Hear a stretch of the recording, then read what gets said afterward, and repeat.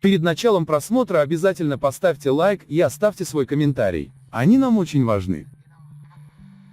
Земли в долгосрочную аренду частникам отдадут после изучения их показателей за последние 3 года. В конце ноября этого года президенту Гурбангулы Бердымухамедову доложили о создании в Туркменистане специального земельного фонда сельскохозяйственного назначения для выращивания культур, входящих в госзаказ. Земельные участки из этих фондов будут предоставляться в пользование сельхозпроизводителям сроком до 99 лет. 70% земель фонда предлагается использовать на договорной основе для выращивания пшеницы, хлопка и других входящих в госзаказ сельхозкультур. Оставшиеся земли могут быть засеяны другими культурами при условии полного выполнения плана по производству пшеницы и хлопчатника.